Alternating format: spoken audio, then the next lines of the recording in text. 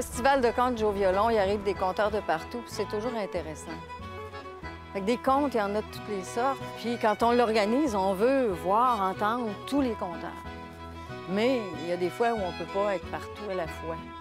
Même si dans les contes, ça peut arriver. Mais moi, ça m'est pas arrivé.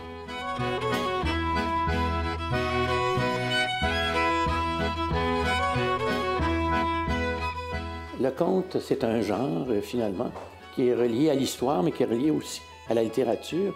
Alors, le conte, c'est de la littérature orale. Au lieu d'écrire, on parle, on dit, on rappelle, finalement. Alors, c'est une façon de s'exprimer et de dire les choses. Et on dit par le conte de très grandes vérités.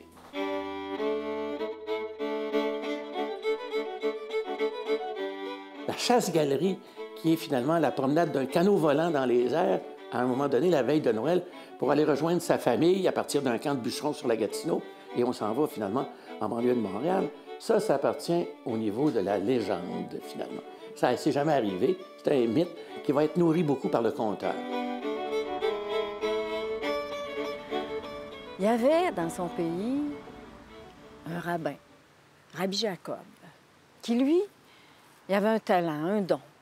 Il solutionnait les problèmes de toutes les personnes qui étaient autour de lui, qui allaient le consulter.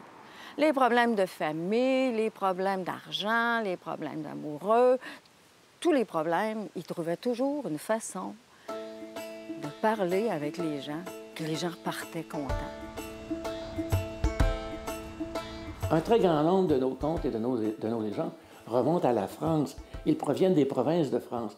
Puis comme au Québec, les provinces de France, elles se sont amalgamées dans un territoire donné. Hein? Il y avait des gens du Poitou, de la Normandie, de la Bretagne, tous ramassés sur le bord du Saint-Laurent.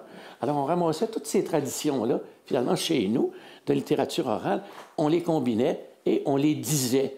Alors au début, les veillées, au 17e, 18e siècle, imaginez-vous que vous êtes dans une maison à l'île d'Orléans en 1730. Alors c'est quoi le loisir pour se rencontrer et puis se fréquenter et puis échanger, puis tomber en amour, puis etc.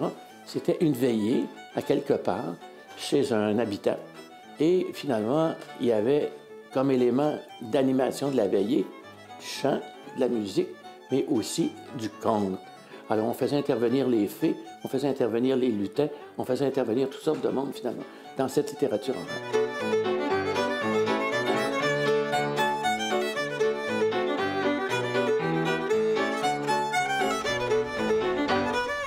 L'exposition, c'est une présentation de tout le matériel graphique qui va servir à l'édition d'un beau livre l'an prochain, qui va sortir en octobre 2019. Alors, c'est le travail d'Irina Kuznetsova, qui est russe d'origine. Ça fait 20 ans qu'elle habite Charlesbourg, au Québec. Finalement, c'est un travail sur des vernis, finalement, et pour donner des effets de perspective, on met, avant de dessiner le motif, de la feuille d'or, de la poudre métallique ou des plaques ou des lamelles de nacre, finalement, et on dessine ensuite le motif par plusieurs couches superposées. Et ça donne des effets de perspective comme vous n'en avez jamais vu.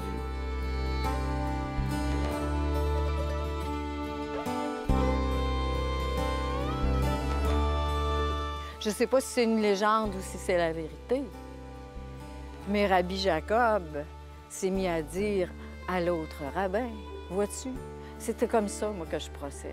Je fais le tour de la question. Je vais au centre, puis après, je fais le tour de la question. Et puis, finalement, on trouve la solution. Alors, vois-tu, dans cette histoire, tu as aussi ma recette pour solutionner les problèmes du monde. Et c'est ainsi que mon histoire se termine.